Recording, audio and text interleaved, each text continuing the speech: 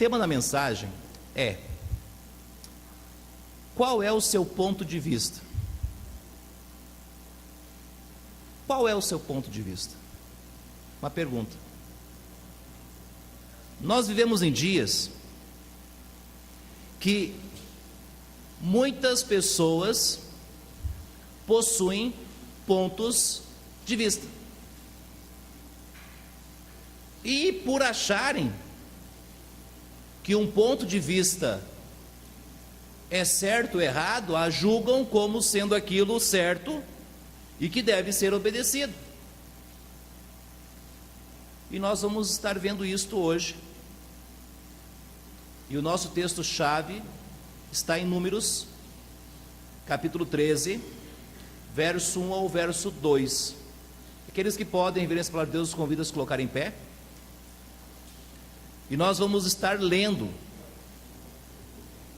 estes dois versos, e nós vamos estar passeando, estudando, meditando neste capítulo.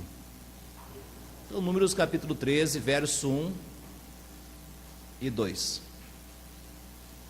Se você vê alguém ao seu lado sem Bíblia, compartilhe a sua Bíblia. Nós teremos no projetor também, para que você possa estar acompanhando. Mas melhor é na sua Bíblia, para que você possa testificar se realmente é assim que está escrito. A palavra de Deus fala assim: e falou o Senhor a Moisés, dizendo: envia homens que espiem a terra de Canaã, que eu hei de dar aos filhos de Israel. De cada tribo de seus pais enviareis um homem, sendo cada um príncipe entre eles. Oremos. Pai, obrigado pela leitura da tua palavra. Aplique a mesma nesta noite em nossas vidas. Por isso nós oramos ao Senhor e pedimos, e oramos em nome do teu amado Filho Jesus Cristo. Amém e amém. Pode sentar.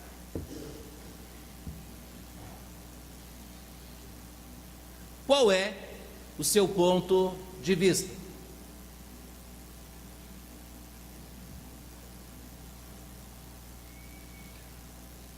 Todos nós podemos olhar para determinadas coisas e tirarmos as nossas conclusões. E podemos ter o nosso ponto de vista sobre determinadas decisões que tomamos. Nós estamos diante de um texto que irá nos chamar a atenção sobre esta importância do ponto de vista correto. Um ponto de vista que busca não o nosso interesse, mas o interesse de Deus e a vontade de Deus, porque normalmente o nosso ponto de vista, como nós vemos as coisas, determina como nós conhecemos a Deus. O nosso ponto de vista determina qual é o nosso relacionamento com Deus. E nós vamos ver isto hoje nesta mensagem. Deus está dando uma ordem. Esta ordem não foi dada por homens, mas esta ordem foi dada por Deus. E Deus deu esta ordem a Moisés. Olha novamente o verso 1 e o verso 2. E falou o Senhor a Moisés, dizendo: envia homens que espiem a terra de Canaã, que eu hei de dar aos filhos de Israel.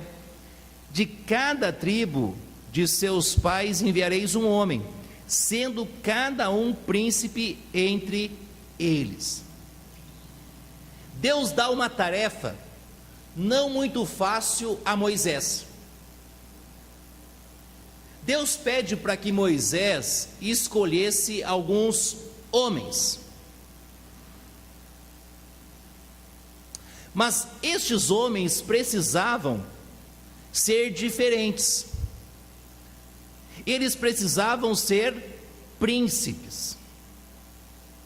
Deus não disse para Moisés: olha, vá lá e escolhe algumas mulheres, algumas jovens ou algumas senhoras.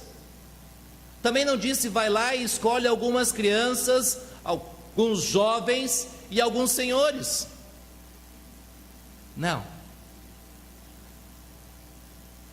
Ele dá uma ordem: homens que fossem príncipes.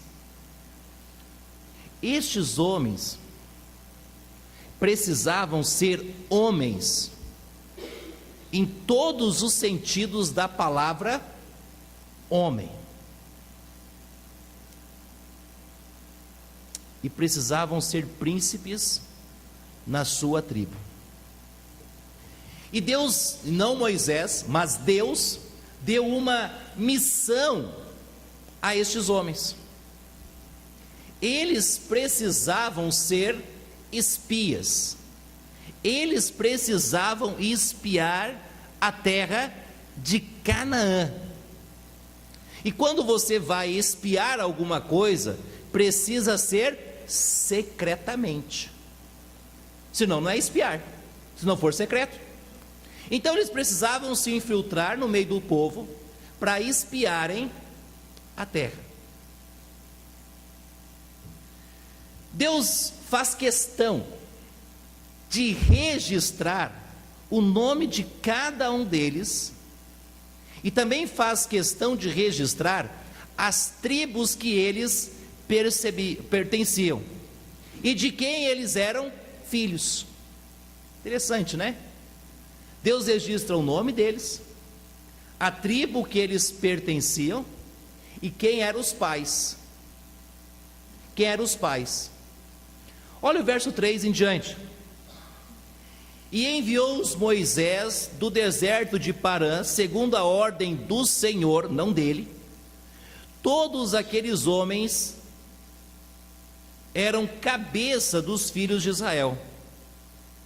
E estes são os nomes deles, os seus nomes. Da tribo de Ruben, Samua, filho de Zacur. Da tribo de Simeão, Safate, filho de Ori. Da tribo de Judá, Calebe, filho de Jefoné. Da tribo de Zacar, Gigeal, filho de José. Da tribo de Efraim, Oséias, filho de Num. Da tribo de Benjamim, Paute, filho de Rafa. Da tribo de Zebulon, Gadiel, filho de Sodi. Da tribo de José, pela tribo de Manassés, Gadi, filho de Susi. Da tribo de Dan, Amiel, filho de Gemali. Da tribo de Azer, Setur, filho de Micael. Da tribo de Naphtali, Nabi, filho de Vófise. Da tribo de Gate, Geuel, filho de Maqui.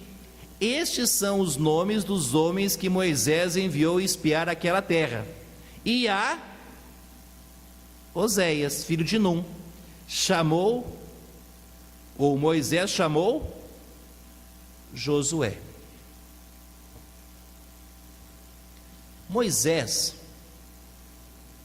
ele tinha um problema com o nome Oséias. E ele então troca o nome de Oséias e coloca o nome de Josué. O nome Oséias na Bíblia significa salvo. E ele trocou por Josué. E Josué na Bíblia significa o Senhor que salva. Não é à toa que ele pede para que Oséias troque seu nome por Josué. Porque ele só era salvo pelo Senhor que salvava. Nós não sabemos exatamente o motivo disto. Podemos tirar diversas conclusões. Mas um fato é que Deus deixa registrado que o nome de Oséias foi trocado por Josué. Nós não sabemos o motivo. Então, Moisés cumpre a ordem recebida de Deus e envia aqueles homens a Canaã, a espiar a terra. Olha o verso 17, a primeira parte. E enviou-os, pois, Moisés a espiar a terra de Canaã. Agora, quando nós falamos sobre o ponto de vista, qual é o seu ponto de vista?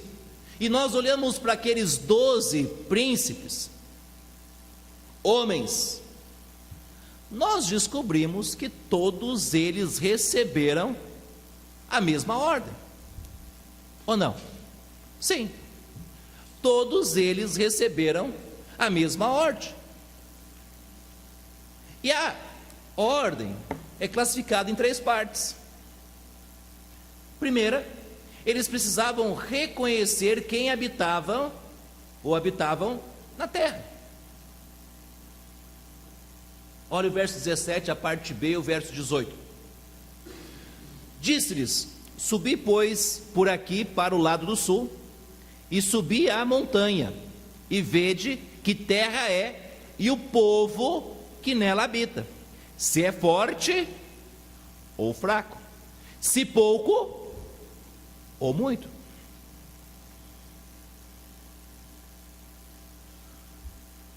Aqui nós vemos que uma profissão dos nossos dias já existia naqueles dias. Aqueles espias, eles tinham a função de ser sociólogos.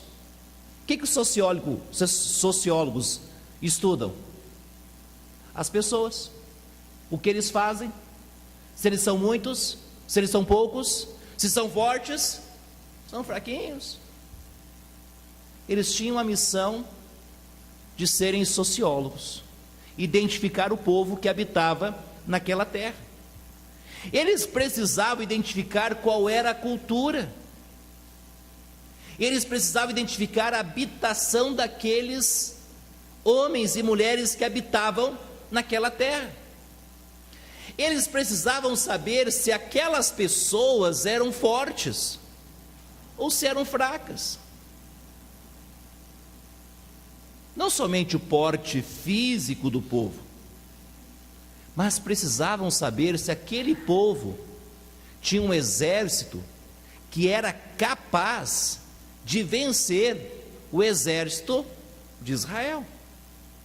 Então eles precisavam reconhecer os habitantes daquela terra. Segundo, reconhecer como eles moravam. Olha o verso 19.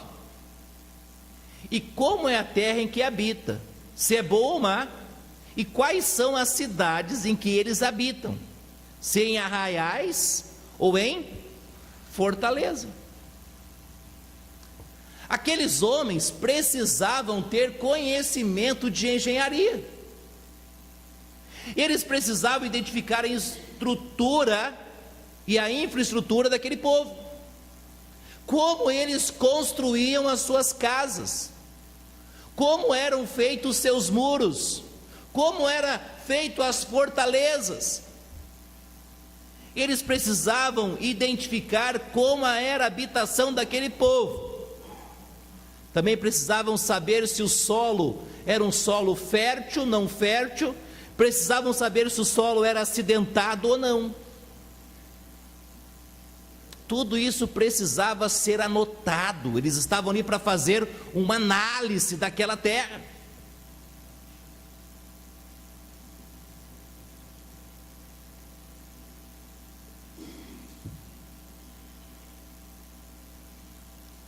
Também nos fala que precisava ver se eles se ajuntavam em arraiais, em aglomerado de pessoas, ou se eles estavam espalhados pela terra,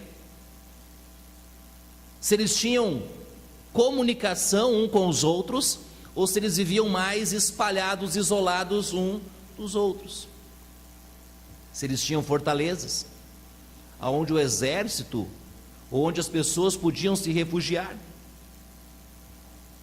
e se haviam muros para proteger estas pessoas. E por fim, o reconhecimento lógico do solo. Olha o verso 20. também como é a terra, se fértil ou estéril, se nela há árvores ou não. Esforçai-vos e tomai do fruto da terra. E eram aqueles dias os dias das primícias das uvas.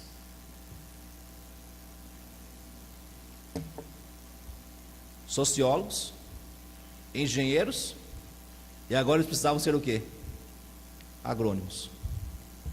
Entender de terra. Você entende terra? Se a terra é fértil ou não? Eu sou gaúcho, eu entendo pouquíssimo de terra. E há muitas pessoas que plantam lá no sul.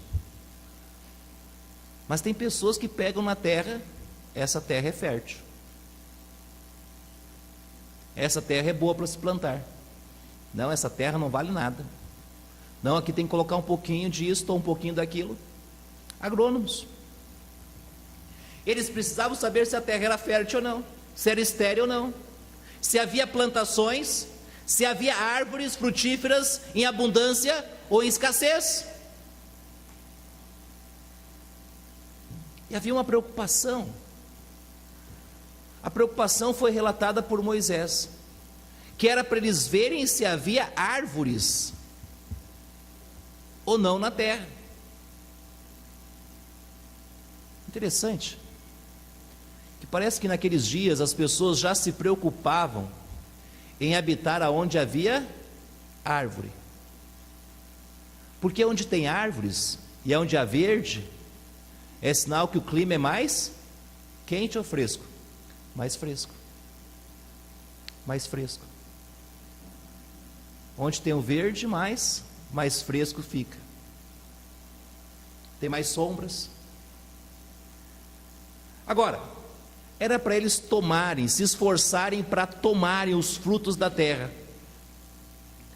E por que eles precisavam levar os frutos da terra? Porque o fruto da terra era a prova se a terra produzia algo bom ou não. Ou não.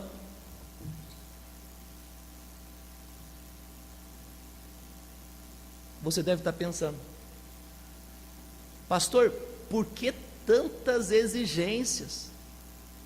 Para que eles precisavam analisar isso tudo?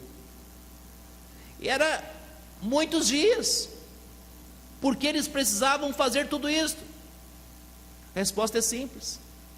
Deus queria que os espias fossem à terra reconhecer tudo aquilo que Deus lhes daria.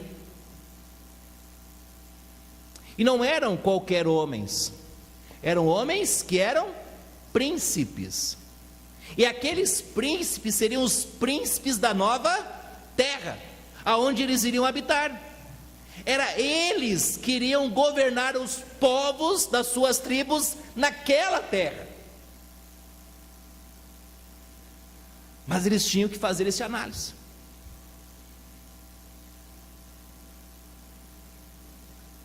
Agora, quando nós pensamos no ponto de vista, nós vimos que todos receberam a mesma ordem. Nós descobrimos também que todos viram as mesmas coisas. Todos saíram do mesmo lugar, percorreram a mesma distância e todos viram as mesmas coisas. Quando analisamos as coisas que eles viram, nós precisamos entender o trajeto percorrido. Olha o verso 21 e verso 22. Assim, subiram e espiaram a terra desde o deserto de Zim até Reob, a entrada de Amate, e subiram para o lado do sul e vieram até Hebrom, e estavam ali Aimã, Semai, ou Sesai, Talmai, filhos de Enaque. Hebrom foi edificada 7 anos antes de Zoar, no Egito. Depois foram até o vale de Escol. A Bíblia nos fala que eles saíram do deserto de Zim e foram até Reob. e chegaram perto da entrada de Amate. Parece algo, parece que foi ali, ó, pertinho. Sabe quantos quilômetros eles percorreram? 600 quilômetros até aqui. 600 quilômetros até aqui. Só que eles não pararam. Eles precisavam continuar. Depois eles subiram para o lado do sul e foram até Hebrom. Sabe quanto eles percorreram aqui? 215 quilômetros. Tirinho de espingarda. Ó. Depois da curvinha, tem uma rótulazinha, você segue. E você segue. Que é logo ali, 215 quilômetros.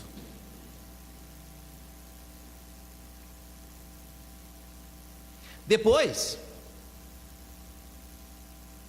eles desceram para o Vale de Escol. E agora, pastor? É aqui. Eles andaram 20 quilômetros. Agora é pertinho. Mas você já andou 20 quilômetros a pé?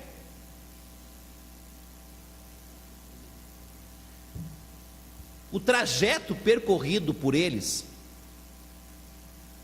para ir e para voltar, foi aproximadamente 1.220 metros, ou melhor, 20 quilômetros. 1.220 quilômetros.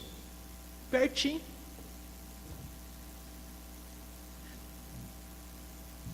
Nós não sabemos qual foi o percurso que eles fizeram pelo deserto.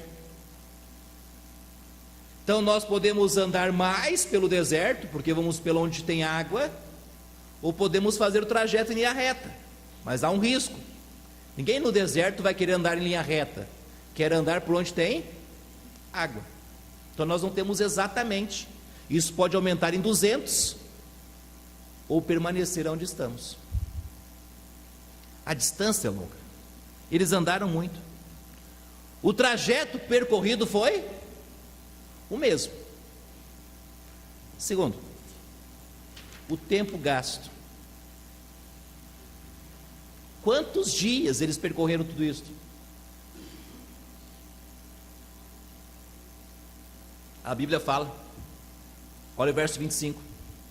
E eles voltaram de espiar a terra, ao fim de 40 dias.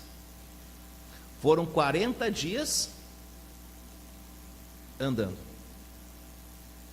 Biblicamente,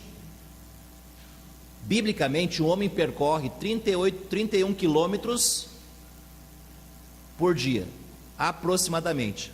32 quilômetros, por dia. Pensando nisto, eles percorreram cerca de 1.220 quilômetros, eles andaram 38 dias. Uai, pastor, sobrou alguns dias. Só que o povo de Israel tinha uma regra. Tinha um dia da semana que eles faziam o quê? Eles não trabalhavam. Porque aquele dia para eles era dia de Deus. Interessante, né? A Bíblia nos fala que o homem percorria cerca de 32 quilômetros. E eles percorreram 32 quilômetros por dia.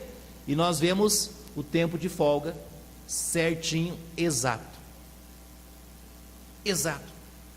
Eles tiveram mais ou menos um dia para ver cada cidade, como ela era, e o que eles podiam esperar dela. Eles gastaram aproximadamente, a Bíblia nos fala, 40 dias para espiar a terra. E surge a última análise. O que eles viram? O que eles viram? Olha o verso 22. E subiram para o lado do sul, e vieram até Hebrom. E estavam ali Aimã, Sesai, Talmai, filhos de Enaque. Hebrom foi edificada 7 anos antes de Zoar, no Egito. A Bíblia está nos falando que eles conheceram uma cidade histórica, que é Hebrom. E ela foi edificada 7 anos antes de Zoar, no Egito. E Zoar era uma cidade onde os pastores hebreus viviam e edificaram esta terra para ser protegida e proteger o império. Então Zoar era uma cidade bem protegida. Olha o verso 22 ao verso 24. E dali cortaram um ramo de vide com um cacho de uvas, o qual trouxeram 2 homens sobre uma vara, como também das romãs e dos figos. Chamaram aquele lugar o Vale de Escol, por causa do cacho que dali cortaram os filhos de Israel. Não sei o tamanho das frutas, nós não sabemos exatamente como eram as frutas, mas com certeza o cacho de uva não era pequeno. Necessitava quantos homens para carregar aquele cacho de uva? Você já viu algo assim? Será que a terra era fértil? Será que a terra passava na aprovação dos agrônomos? Será que a terra produzia bons frutos?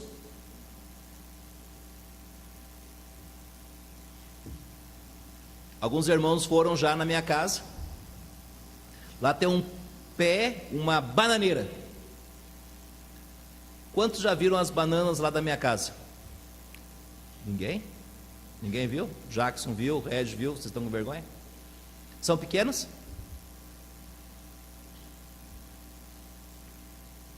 Elas são enormes. Não dá para comer colocando na boca, você tem que cortar com faca.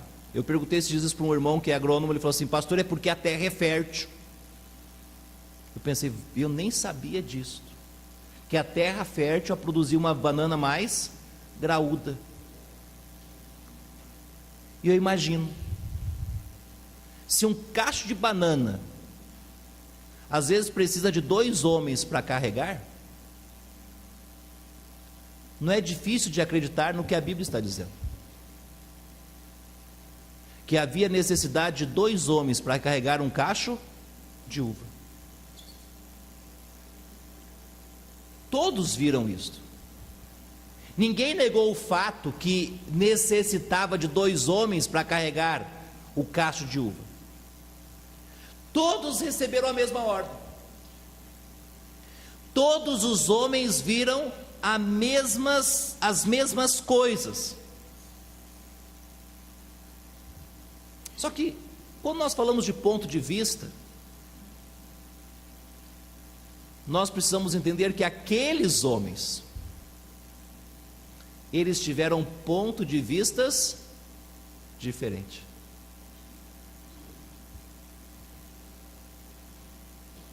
Só que antes de nós vermos o ponto de vista deles, olha o relatório do que eles viram. Verso 26 em diante.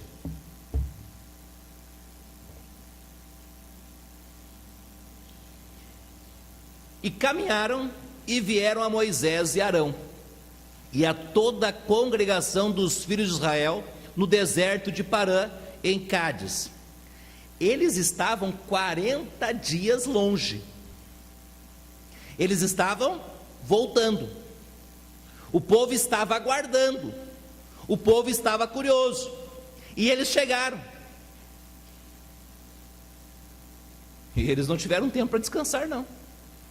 E olha só, e deram-lhes notícias a eles e a toda a congregação e mostraram-lhes o fruto da terra. E contaram-lhe e disseram: fomos à terra a que nos enviaste, e verdadeiramente mana leite e mel, e este é o seu fruto. O povo, porém, que habita nesta terra é poderoso, e as cidades fortificadas e muito grandes. E também ali vimos os filhos de Enaque. Os amalequitas habitam na terra do sul, e os heteus e os jebuseus e os amorreus habitam na montanha, e os cananeus habitam junto do mar e pela margem do Jordão. Os irmãos percebem que antes dele falarem das pessoas, que era a análise inicial, o que eles mostraram? O fruto. A primeira coisa que eles falam é sobre o que a terra produz, e mostram o fruto. Olha, a terra é boa, produz leite e mel, mana. Olha o tamanho dos frutos, a terra é boa. Eu imagino aquela nação olhando para os frutos, pensando: olha o tamanho desses cachos de uva. Só que eles falam algo. O povo da terra não é fraquinho, não. O povo é poderoso. As cidades são fortificadas e são cidades grandes. Ele acrescenta: muito grande. E eles disseram que eles viram os filhos de Enaque, os amalequitas, os jebuseus, os heteus, os jebuseus, os amorreus, os cananeus. E cada um habitava na sua localização, na sua localidade.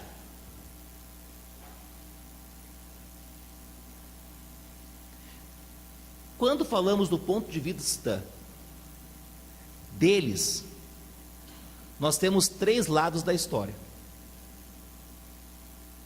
O que eles escolheram por conveniência em dizer, o que realmente quiseram dizer e o que realmente acontece. Todo ponto de vista é assim. Você relata o que você quer dizer sobre aquilo. Você esconde o que você quer esconder sobre aquilo. E por trás de tudo aquilo existe realmente o que era. Então traz pontos de vistas para falar de uma verdade, o que realmente é verdade. Agora, olha o ponto de vista de Caleb, verso 30. Então Caleb fez calar o povo perante Moisés e disse: certamente subiremos e a possuiremos em herança, porque seguramente prevaleceremos contra ela. O ponto de vista de Caleb era: o povo é forte, mas nós vamos tomar a terra deste povo. Caleb tinha certeza que se Deus for com ele e com eles, quem seria contra eles? Paulo escreve em Romanos, capítulo 8, verso 31, e ele diz: que diremos, pois, a estas coisas? Se Deus é por nós, quem será contra nós? Se Deus está comigo, quem vai se levantar contra mim? Caleb olha para o povo e fala assim: olha, nós vamos possuir a terra, Deus está conosco, Deus mandou nós espiarmos a terra terra que Ele vai nos dar, e eu, Caleb, vou ser príncipe lá. A terra é boa. Sabe o que Caleb pensava? Aquilo que Lucas capítulo 1, versículo 37 nos fala. Porque para Deus nada é impossível. O povo devia estar pensando: Caleb está doido. Quantas vezes você está numa situação e você conversa com uma pessoa que conhece a Deus, que é temente a Deus, vive para Deus, e a pessoa olha para você e fala assim: olha, confia em Deus. E você olha para a pessoa e fala assim: não está sabendo de nada, inocente. Confiar como? Eu estou no buraco. E a pessoa manda você ler Salmo 40. Esperei com paciência no Senhor, e Ele se inclinou para mim e ouviu o meu clamor. Você fala: está doido. O povo estava pensando: Caleb ficou doido. Caleb ficou doido. Caleb ficou fanático. Ir para a terra não foi bom.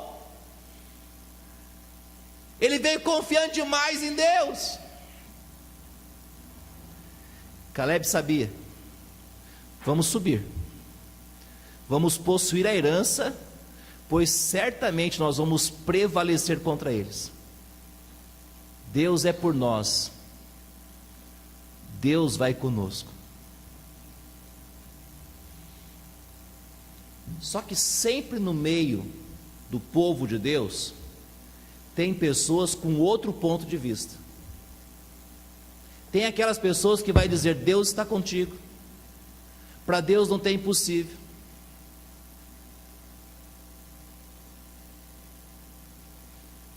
Mas tem as demais pessoas, e essas parece que são muitas nessas horas.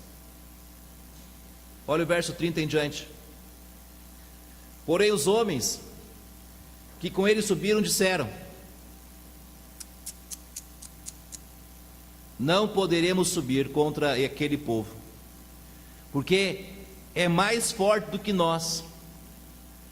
E inflamaram a terra que tinha espiado, dizendo aos filhos de Israel: a terra pela qual passamos a espiar é terra que consome os seus moradores, e todo o povo que vimos dela são homens de grande estatura.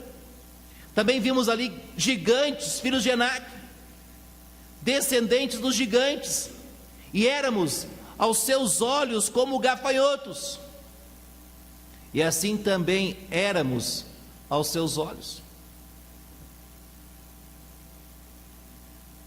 Aqueles homens estavam olhando Caleb falar: vamos, vamos, vamos. E chegou a hora deles falarem. E eles disseram: não, não, não, não. Nós não vamos fazer isso de jeito maneira. De jeito nenhum. Você está doido? Esse povo é mais forte do que nós. Sem contar, aquele povo é mais alto do que nós. Havia ali no meio daquele povo os filhos de Enac, os gigantes.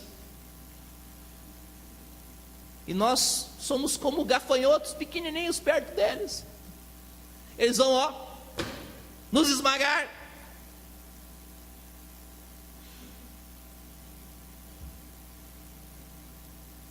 Sabe o que eles estavam dizendo? Quando eles falaram isso, eles estavam dizendo: olha, nem Deus é capaz de nos ajudar. Nem Deus é capaz de nos dar aquela terra. Nem Deus pode nos dar a vitória sobre aquele povo. Nós estamos perdidos. Eles são muito fortes, nós somos fraquinhos. Nós não vamos vencer.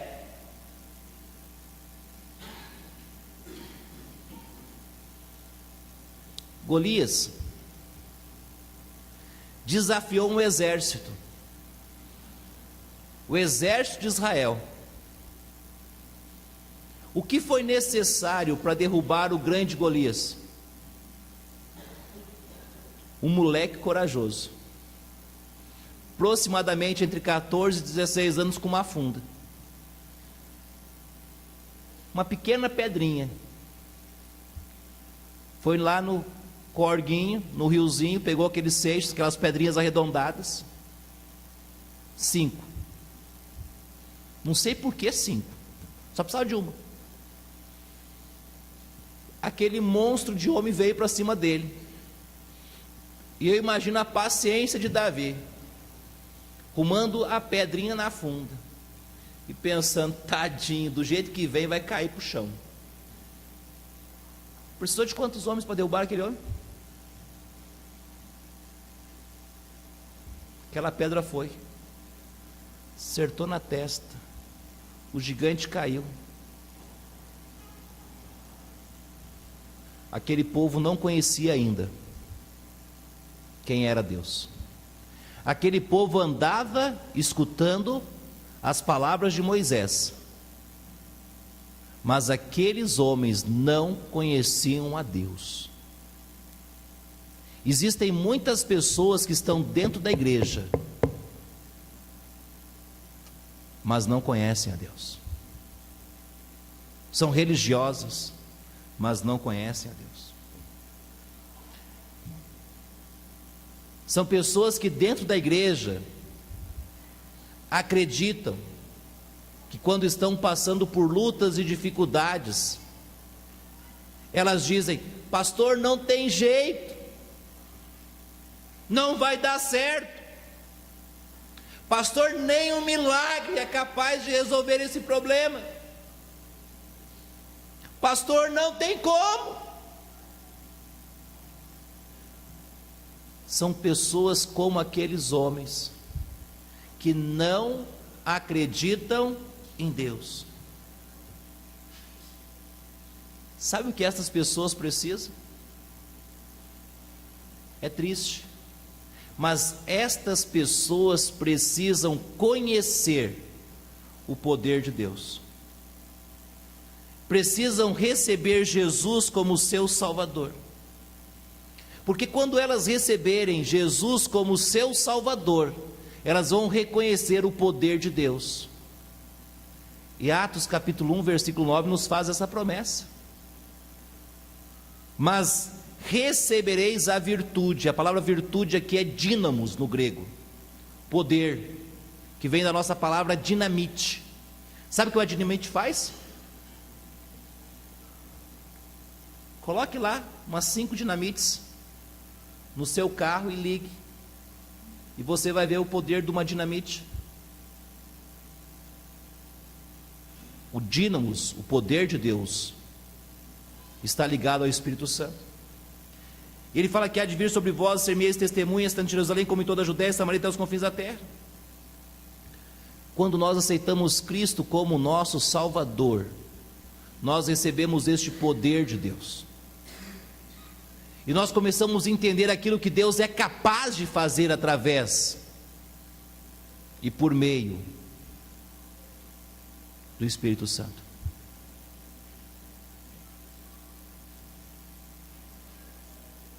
Nós entendemos de onde vem a força. Então precisamos ter cuidado. Qual é o seu ponto de vista? Todos chegaram com um ponto de vista aqui. Qual é o seu ponto de vista? No meio daquela multidão, o ponto de vista de 10 homens se inflamou e deixaram claro qual era a sua opinião: nós não somos capazes de vencer aquele povo. E sabe o que aconteceu no meio do povo? Olha o capítulo 14, verso 1. Então toda a congregação levantou a sua voz, e o povo chorou naquela noite.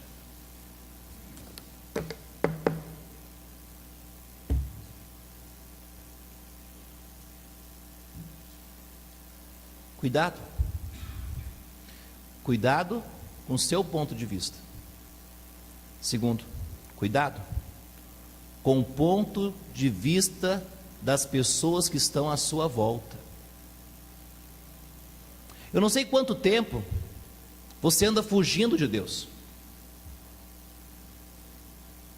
Ou pensando como aqueles homens, nem Deus, pastor, é capaz de dar solução para os meus problemas. Não sei. Muitas vezes você tem escutado: pastor, eu tenho uma maldição hereditária na minha família. Você sabe como é que se quebra a maldição hereditária? João 8,32. E conhecereis a verdade é recebendo Jesus como Salvador. Quando você aceita Jesus, você é liberto. Liberto do pecado, liberto da justiça e liberto do juízo. Você é liberto. Sabe o que a Bíblia diz?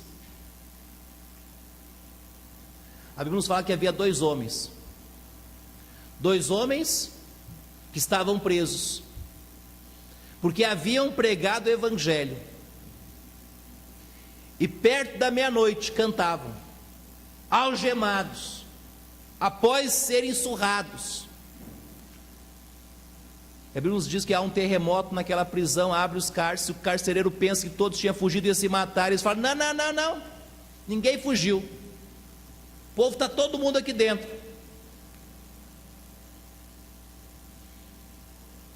E aquele carcereiro tira Paulo para fora com Silas e pergunta para eles: o que é necessário fazer para ser salvo? O que é necessário fazer para ser salvo? Sabe o que muitos diriam? Vende sua casa, seu carro, traga os seus bens, você vai ter uma grande herança no céu. Outros diriam: parem de beber, de fumar, disso ou para daquilo, e você vai ser salvo. Não, você tem que frequentar a minha igreja. Se você frequentar a minha igreja, você vai ser salvo. Não, você tem que ser dizimista. Se você não der dinheiro, você não vai ganhar salvação, como se a salvação fosse comprada com dinheiro. Sabe o que Paulo e Silas disseram para eles? Olha o verso 31. E eles disseram: crê no Senhor Jesus Cristo, e será salvo tua casa. Sabe o que salva uma pessoa? É crer em Jesus Cristo. Sabe o que muda a vida de uma pessoa? É crer em Jesus Cristo. Sabe por que Caleb acreditava que Deus era capaz de dar aquela terra para eles? Porque ele acreditava em Deus. Acreditava em Deus. Curva sua cabeça. Vamos orar. Pai, obrigado por esta noite.